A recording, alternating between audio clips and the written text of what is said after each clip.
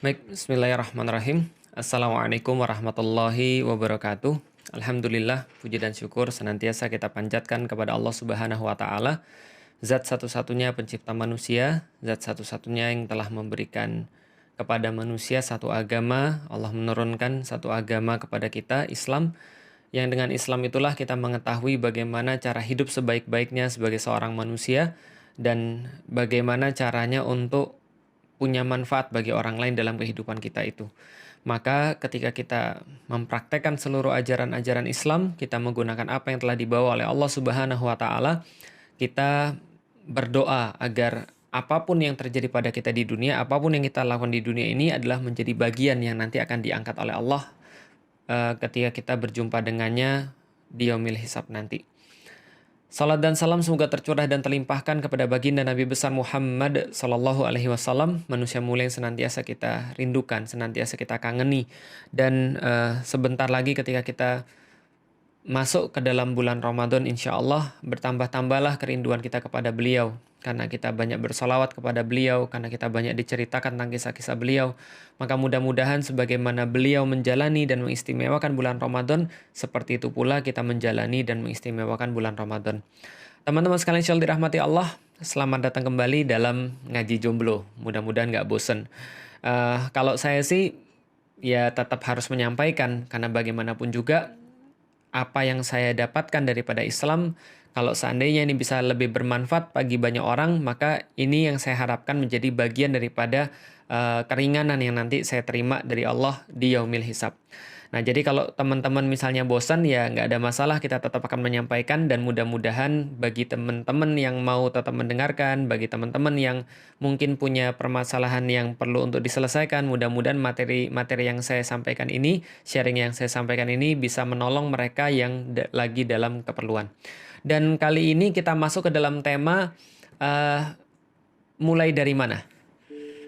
Dari mana kita memulai? Jadi gini teman-teman sekalian. Dulu ketika saya sebelum menikah, teman-teman sudah tahu saya sudah pernah cerita bahwa saya punya pacar. Ketika saya punya pacar, lalu kemudian pacar saya itu kuliah di Jakarta, saya kuliah di Bogor, kita tetap melaksanakan pacaran itu. Singkat cerita sampai pada satu titik semester 3 saya masuk Islam, tahun 2002. Tahun 2002 saya masuk Islam, kemudian ada banyak sekali yang berubah. Apa yang berubah paling besar? Yang berubah paling besar adalah persepsi hidup, cara berpikir. Visi hidup itu berubah sama sekali, cara melihat berbeda. Dan ketika cara kita melihat itu berbeda, seperti yang saya sampaikan dalam materi mencari kayu di tengah hutan, maka semuanya akan ikut berbeda, semuanya akan ikut berubah. Jadi kalau teman-teman di sini ada yang merasa aneh, ada yang merasa bingung, ada yang merasa kok bisa ya Felix Xiao itu dari yang bukan muslim kemudian jadi muslim, lalu kemudian perubahannya bisa begitu. Ya bisa, karena persepsinya sudah berubah. Karena kita tahu bahwa yang menentukan segala-gala itu adalah persepsi hidup. Dalam bahasa agama adalah akidah. Akidah adalah dasar yang menentukan bagaimana cara kita memandang satu peristiwa, bagaimana cara kita menilai satu peristiwa, lalu kemudian mengubah urutan kepentingan dalam hidup kita, mana yang jadi prioritas, mana yang nggak jadi prioritas, dan mengubah emosi kita dan semuanya. Kalau bisa dikatakan itu dalam satu kisah ketika Ja'far bin Abu Thalib itu berdebat dengan Amr bin As yang waktu itu belum masuk Islam di depan Raja Najas, maka ketika dituduh macam-macam bahwa Amr bin As menuduh Ja'far bin Abu Thalib dan kaum muslimin itu merusak tatanan masyarakat orang-orang Quraisy, lalu kemudian menyebabkan ketegangan dalam masyarakat Arab, mereka bikin agama baru, mereka bikin sesuatu yang ya kalau zaman sekarang ya mungkin tuduhan-tuduhan seperti anti NKRI, lalu kemudian radikal, intoleran dan segala macam. Maka Ja'far bin Abu Thalib cuma menyampaikan tentang perubahan-perubahan yang terjadi setelah mereka mengenal Islam. Kenapa? Karena semuanya itu berubah sebab ada akidah yang berbeda. Maka seseorang yang punya akidah yang berbeda, pertanyaannya bukan apa yang berubah dari dia. Tapi pertanyaannya yang mana lagi yang nggak berubah dari dia. Sama kayak saya. Ya banyak sih yang nggak berubah, tetap sipit, iya, tetap putih, iya, tetap ganteng, katanya gitu ya. Tapi ada banyak yang berubah di dalam diri saya daripada perubahan cara pandang. Nah, itulah kemudian yang disebut dengan persepsi. Maka ketika saya sudah punya persepsi tentang Islam, maka berbeda cara saya melihat. Berbeda pula cara saya menilai pacaran. Bagaimana saya kemudian melihat pacaran itu menjadi berbeda. Kenapa menjadi berbeda? Karena dulu ketika saya melihat pacaran itu adalah sesuatu yang nikmat, sesuatu yang romantis, sesuatu yang enak, sesuatu yang menjadi perlu ketika kita menuju ke pernikahan, maka lalu berubah ketika ada persepsi Islam. Jadi mulainya adalah hijrah itu ketika kita sudah menyadari bahwa sesuatu yang kita lakukan itu tidak sesuai dengan apa yang Allah inginkan, maka kita berusaha untuk menjadi sesuatu yang ideal. Ini adalah mulainya dari sini. Kita harus mulai memang dari awal banget. Karena awal daripada perubahan ke arah yang baik adalah menyadari sesuatu yang salah. Karena itulah di dalam syahadat kita, Allah sampaikan, Allah ajari, asyhadu an la ilaha illallah. Pertama kali sebelum mengakui adanya Allah, kita harus mengingkari dulu sesuatu yang salah. Nah, jadi awal daripada perubahan adalah mengetahui dulu yang mana yang salah di dalam hidup kita, yang tidak sesuai dengan syariat Allah, yang tidak sesuai dengan aturan-aturan Allah. Kenapa? Ya kalau masih ada yang nanya kenapa, berarti kita balik lagi. Karena kita sudah jelasin dari awal dalam masalah persepsi, dalam masalah why, nikah, dan segala macam. Kalau kita menganggap nikah ini adalah ibadah kepada Allah, maka kita harus pastikan yang kita lakukan ini sesuai dengan apa yang Allah sampaikan. Karena kalau tidak, berarti rusaknya manusia, bukan rusaknya Allah. Andaikan kemudian matahari itu tidak ikut aturan Allah, ya matahari pasti rusak. Andaikan kemudian alam semesta nggak ikut aturan Allah, alam semesta pasti rusak. Tapi alam semesta, lalu kemudian awan, angin, air, gunung, pohon, dan segala macam, semua bertasbih pada Allah. Dalam arti mereka melakukan ketaatan pada Allah, sehingga mereka nggak akan rusak. Yang rusak siapa? Manusia yang nggak ikut aturan Allah. Nah, kalau seandainya manusia juga tidak ikut aturan Allah dalam cara mencari kebahagiaan dalam pernikahan, atau menuruti perintah Allah dalam pernikahan itu sendiri, atau cara mencari pasangan untuk dinikahi, maka dia juga pasti akan rusak. Maka saya punya persepsi yang lain, punya persepsi yang baru, yaitu adalah cara Islam memandang tentang kehidupan dan pernikahan, maka pacaran tuh menjadi sangat-sangat nggak enak. Maksudnya nggak enak tuh gimana? Nggak nafsu lagi, nafsu itu memang masih ada. Ketemu dengan pacar ya masih merasa deg-degan. Pacaran tuh masih merasa happy, tapi ada sesuatu diri saya yang melawan. Lik, ini bukan yang tepat. Lik, ini sesuatu yang salah. Lik, coba kamu pahami, Lik. Masa sih kamu di Bogor, lalu kemudian kamu belajar tentang Islam, kamu berusaha jadi orang yang soleh, kamu berusaha pengen jadi mu'alaf yang baik, orang yang masuk Islam yang baik, tapi di Jakarta kamu bermaksiat. Di saat yang sama kamu malaikat, di saat yang sama kamu setan. Ya, kira-kira gitulah. Maka kemudian itu kemudian berantem dalam diri saya, perasaan-perasaan yang menuruti nafsu, menuruti kenikmatan sesaat, lalu kemudian perasaan yang pengen jadi baik. Perasaan saya yang saya pengen jadi berubah. Satu titik kemudian saya mengatakan pada pacar saya itu, kita putus. Kenapa putus? Karena kalau seandainya ini terus dilanjutkan, maka ini tidak baik bagi kita semuanya. Saya bilang sama dia, kalau kamu sayang sama saya, kamu nggak mau saya dibakar api neraka. Karena saya sayang sama kamu, maka saya juga nggak mau kamu dibakar api neraka. Karena itu kita putus aja. Selengkapnya baca di buku Udah Putusin Aja. Nah, itu tentang kenapa pacaran tuh bukan cara untuk mendapatkan pasangan yang baik. Nanti teman-teman boleh baca di Udah Putusin Aja. Carinya di mana? Banyak. Salah satunya adalah @bukusip, itu juga bisa dicari di sana. Nah, lalu kemudian ketika saya sudah putus, saya sudah menyadari bahwa saya salah, menyadari bahwa ini bukan jalan yang benar untuk menuju pernikahan yang sudah saya dapat gambarannya itu, ini bukan jalannya karena maksiat tidak akan pernah mendatangkan kebahagiaan, maka saya perlu cara yang lain. Maka untuk mutusin ini memang sesuatu yang sangat sulit ya. Saya nggak bilang sesuatu yang mudah. Saya nggak bilang sesuatu yang ya gampang dilakukan. Nggak. Ini perlu keberanian. Ini perlu pertimbangan. Tapi yang jelas Anda mutusin adalah karena Anda tahu ini bukan pilihan bagi orang-orang yang pengen mendapatkan impian gambaran pernikahan yang sudah dia ketahui. Ibaratnya gini. Kalau seandainya ada orang dari Jakarta mau ke Bandung, maka dia tahu jalan tol ke Bogor itu bukan jalannya. Kecuali kalau dia mau lewat puncak. Dan itu berarti nggak efektif. Dan kalau nggak gini deh, kalau dia di Jakarta, dia mau pergi ke Bandung, dia sudah tahu bahwa arah ke Banten itu bukan jalannya. Lah kalau dia masih jalannya juga, ya berarti ya kita katakan dia nggak serius untuk pergi ke Bandung. Atau kalau dia sekarang ada di Jakarta, lalu kemudian dia mau pergi ke Turki. Berarti kalau dia tidak beli tiket pesawat, melainkan dia malah buat becak, maka orang ini tidak serius untuk pergi ke Turki. Bisa difahami ya? Kalau gambaran Anda tentang pernikahan sudah jelas, bahwa pernikahan itu adalah sebuah ibadah kepada Allah Subhanahu wa Ta'ala yang akan diukur oleh Allah selaku yang punya gawe, maka Anda akan menuju kepada cara Allah memandang, menuju kepada jalan yang Allah sudah tunjukkan buat Anda.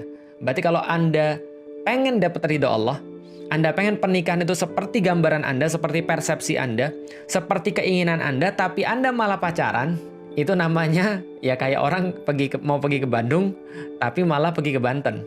Atau ada orang pengen pergi ke Turki, tapi malah buat becak. Nah, itu nggak serius. Nah, berarti di sini Anda sudah bisa menentukan juga, Anda itu serius nggak dalam nikah. Berarti kalau ada orang pacaran, itu nggak serius. Kenapa? Karena pacaran itu adalah metode yang ditemukan untuk orang-orang nggak serius. Dia pengen dapat kenikmatan, dia pengen dapat yang enak, tapi dia nggak mau komitmennya. Maka dia pacaran. Kalau dia sudah siap dengan komitmennya, maka dia langsung kemudian menikah. Oh Ustadz, kita harus ngumpulin duit, Ustadz kita harus begini, kita harus begitu, kita harus kemudian mengenal. Nanti kapan-kapan saya bahas lebih jelasnya. Tapi saya cukupkan sampai di sini untuk sekedar menjelaskan saja. Setelah saya putus, kemudian ya biasalah. Tapi sebelumnya, mutusin itu perlu satu pertimbangan, perlu satu keyakinan. Apa keyakinannya? Bismillah, ini bukan jalan yang tepat. Kalau saya pengen pergi ke Turki, maka saya harus cari tiket pesawat. Karena saya sekarang baru punya becak, ini bukan jalan yang tepat. Oke, becaknya saya kemudian tinggalin, saya mau nyari tiket pesawat. Gitu ya.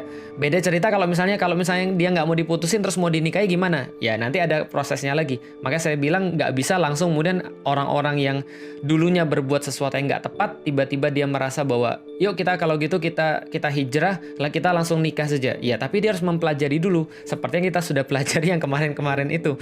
Nah kalau itu belum dipelajari, ya sama aja. Ini orang-orang yang nggak ngerti terus langsung tiba-tiba menuju pada proses pernikahan yang mereka nggak punya gambaran sama sekali. Nah ini juga sesuatu yang tidak kita inginkan. Oke ya. Nah setelah putus pasti galau dong. Nah saya juga galau, namanya juga manusia. Galau biasanya diperhatiin, biasanya ditanyain, udah makan belum, gitu kan ya, udah mandi belum, udah belajar belum, bahkan ibu kita aja nggak nanya kayak gitu ya. Jadi kadang-kadang pacaran tuh melebihi ibu kita sendiri. Dan bahkan kita memperlakukan kadang-kadang pacar kita lebih daripada ibu kita sendiri. Itulah nggak adilnya. Kita anggap itu cinta padahal itu cuma nafsu doang. Nanti kapan-kapan kita jelasin lebih lanjut. Nah, setelah kemudian putus, disinilah perlu aktivitas pengganti. Bagi saya, aktivitas penggantinya adalah kajian. Karena saya tinggal di IPB dan waktu itu IPB itu sangat religius banget. Banyak sekali kemudian pergerakan-pergerakan dakwah, lalu kemudian kelompok-kelompok dakwah, lalu kemudian saya beraktivitas di sana, bergerak di dalam dakwah, belajar Islam. Nah, apa yang saya dapatkan? Ternyata galau itu adalah akibat kalau kita nurutin perasaan kita. Tapi kalau kita mau untuk manage perasaan kita, galau itu bisa kita hilangkan. Gimana caranya? Mudah. Galau itu muncul kalau ada trigger. Kalau nggak ada trigger, galau nggak muncul. Apa itu triggernya? Bisa jadi ingatan kita, yang sudah kita kemudian simpan di dalam benak kita, rekaman-rekaman, potongan-potongan kehidupan, atau bisa jadi triggernya itu dari sesuatu yang bersifat fisik. Zaman dulu karena belum ada media sosial, triggernya ya foto. Kalau nggak foto, ya rekaman misalnya, atau misalnya nomor teleponnya misalnya, atau misalnya ya apapun lah, yang paling banyak ya foto, atau misalnya buku yang dia kasih, atau boneka yang dia kasih, atau kemudian apalah yang kemudian mengingatkan kita pada dia, itu trigger. Nah, untuk langkah pertama bagi teman-teman sekalian, setelah mulai dengan menyadari kesalahan, lalu kemudian buat keputusan yang benar, sesuai dengan gambaran yang kita inginkan, maka mulailah untuk menghilangkan trigger-trigger yang bisa membuat kita galau, yang buat kita nggak fokus. Dan saya tahu sekali lagi ini sulit. Ini sama kayak kalau bagi orang yang hobi game ini ngapus game dari komputernya.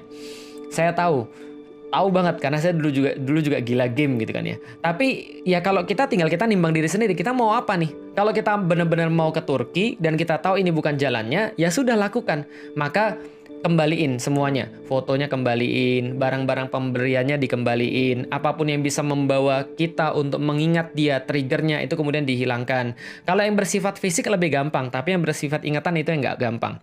Kalau yang bersifat fisik caranya seperti apa? Ya kalau zaman sekarang, unfollow. Serius, nggak ada gunanya kalau Anda stalking orang-orang yang Anda suka, atau stalking mantan Anda. Serius nggak ada gunanya. Kenapa? Anda dapat nggak mendekatkan dia kepada dia juga nggak. Anda mempersiapkan diri juga tidak. Yang Anda dapat hanya kemudian kemungkinan atau potensi-potensi untuk bermaksiat. Karena kenapa? Karena kita cuma melakukan sesuatu yang nggak penting. Maka mulai berpikir untuk masa depan. Mulai berpikir dengan apa yang kita tuju. Jadi kalau misalnya kita pengennya begini, ya persiapannya seperti apa? Yang dilakukan seperti apa? Mulai mikirnya seperti itu tadi. Supaya kenapa? Supaya hidup kita tuh lebih produktif. Nah, kalau misalnya yang kelihatan mudah, unfollow, nggak penting. Jangan stalking lagi, unfollow. Lalu kemudian jangan kepo lagi dengan aktivitas-aktivitasnya dia. Kenapa? Karena itu trigger. Dan trigger itu yang membuat kita nanti akan galau. Terus yang non fisik, yang di dalam ingatan gimana? Jangan nonton film-film Korea yang romantis.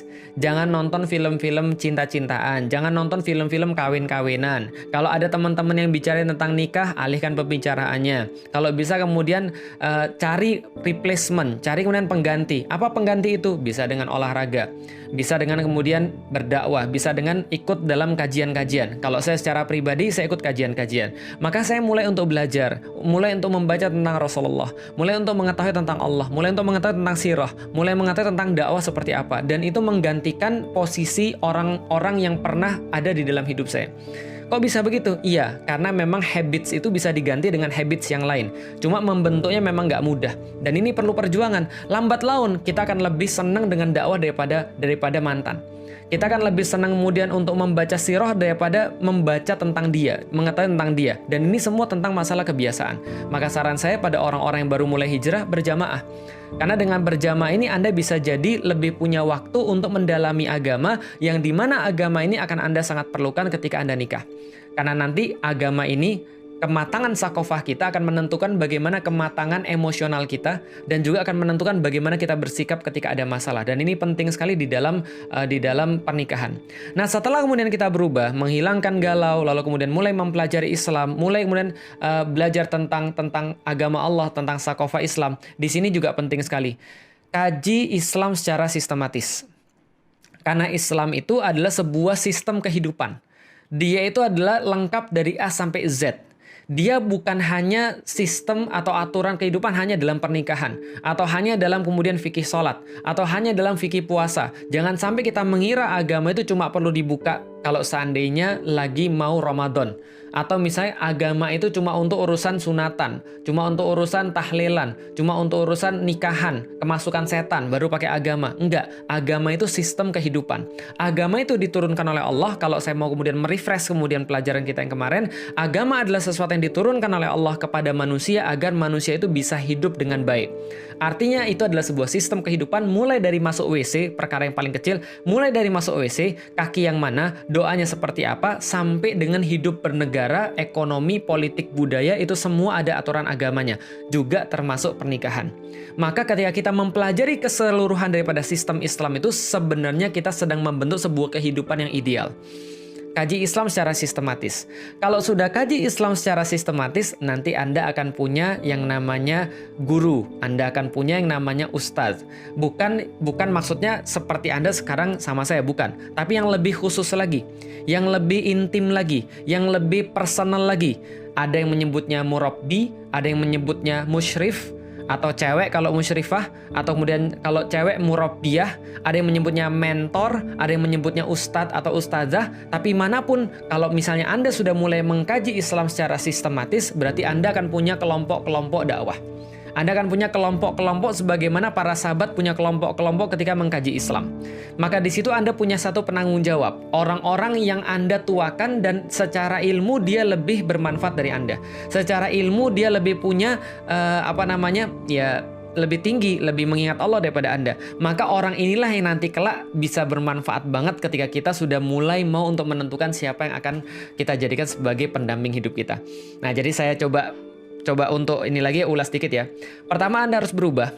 Untuk berubah ini Anda berarti harus punya informasi-informasi terlebih dahulu, termasuk dengan ikut kajian ini. Ini adalah informasi. Nanti pada pertemuan ke depan kita akan bahas khusus tentang udah putusin aja, gitu kan ya. Kenapa Anda kemudian nggak bisa menggunakan cara pacaran untuk mendapatkan seorang pasangan yang memang Anda gambarkan seperti yang kita sudah bahas dalam 5 pertemuan yang kemarin. Gitu kan ya. Nah, lalu kemudian setelah berubah, hilangkan galau. Gimana caranya menghilangkan galau? Cari replacement. Olahraga, kaji Islam gitu kan ya. Berdakwah dan seterusnya. Ikut dalam jamaah-jamaah dakwah, apapun yang bisa Anda lakukan. Setelah itu, Anda ikut kajian sistematis. Belajar kajian sistematis. Yang saya sampaikan dari tadi itu adalah kajian sistematis tentang masalah pernikahan. Tapi ada kajian sistematis tentang masalah Islam. Contoh misalnya di Yuk Ngaji, kita punya kajian sistematisnya. Teman-teman bisa follow @yukngaji_id. Di situ ada kajian-kajian intensif yang untuk menyiapkan orang sehingga punya pandangan yang global dan tersistematis komprehensif tentang Islam. Salah satunya adalah program FAS yang digawangi oleh Ustadz Wimar. Itu juga bagian daripada Yuk Ngaji. Nah, jadi ini adalah kemudian teman-teman bisa unen untuk ikut kajian-kajian tersistematis sampai punya mentor, musyrif atau musyrifah, murabbi atau murabbi yang nanti mereka akan memainkan peranan yang sangat penting ketika Anda milih seseorang. Jadi mulainya dari situ dulu ya. Berarti jangan masuk kepada hal-hal yang salah kayak pacaran. Lalu kemudian mulailah untuk mengkaji Islam yang benar. Dan ini penting banget karena ini menentukan nanti Anda siap atau tidak. Saya sudah cerita sebelumnya, Ustadz Salim Afilah perlu waktu kira-kira 4 atau 5 tahun, saya lupa, untuk mempersiapkan pernikahan dia. Saya memerlukan waktu 4 tahun. Dari awal-awal tahun 2002 ketika saya masuk Islam, kemudian saya bilang sama bapak saya, Felix pengen masuk Islam, lalu dibilang mesum. Sampai tahun 2006 ketika saya datang lagi, lalu saya bilang, ini calon saya mau nikah. Dan bapak saya sudah melihat keseriusan saya dan sudah melihat tanggung jawab saya, ini penting banget. Karena dalam mengkaji Islam itulah, dalam berdakwah itulah nanti akan dilatih seluruh persiapan-persiapan Anda untuk kemudian berkeluarga. Karena salah satu ujian dalam berkeluarga itu adalah mengurus keluarga, dan mengurus keluarga ini sudah dilatih ketika kita mau untuk mengurus umat, mau untuk kemudian meringankan beban umat, mau untuk kemudian berdakwah di jalan Allah Subhanahu wa taala. Jadi dari sini mulainya. Jadi disitulah teman-teman nanti akan merasa bahwa teman-teman sudah siap. Kapan kita merasa bahwa kita sudah siap? Kita merasa kita sudah siap kalau seandainya memang kita sudah dengan mengkaji Islam itu, lalu kemudian dengan mengetahui tentang segala macam tentang Islam sehingga kita punya gambaran-gambaran yang baik. Nanti di situ kita merasa, oke, sudah saatnya karena saya sudah bisa menyelesaikan permasalahan saya sendiri, saatnya bagi saya untuk menambah beban saya untuk menyelesaikan permasalahan orang lain. Dan ini penting banget. Nikah itu bukan untuk menyelesaikan masalah Anda. Jadi jangan berpikir untuk nikah, kalau Anda sekedar mau nikah itu cuma untuk membagi beban Anda dengan orang lain. Jangan kemudian untuk nikah kalau sekedar Anda punya banyak sekali masalah-masalah dan Anda berharap ketika masalah itu bisa selesai dengan menikahi dia. Itu namanya ngoper beban. Nikah itu sebaliknya. Nikah itu apalagi bagi laki-laki. Nikah itu adalah Anda sudah bisa menyelesaikan permasalahan Anda sendiri, lalu ketika Anda sudah bisa menyelesaikan permasalahan Anda sendiri, Anda mau untuk membantu menyelesaikan permasalahan orang lain. Tapi yang di sono nggak boleh kemudian mentalnya saya pengen bagi masalah untuk diselesaikan. Nggak. Dia juga sama. Saya pengen untuk menyelesaikan permasalahan orang lain. Kenapa? Begitu mereka menikah, Anda nggak usah cari masalah, Anda akan dapat masalah yang baru yang lebih berat. Kenapa? Karena Allah akan terus tambahkan. Allah akan terus kemudian uji kita dengan segala macam yang ada di dunia ini. Apalagi orang sudah menikah itu nambah ujiannya. Supaya apa? Supaya nambah pahalanya. Supaya nambah kebaikannya.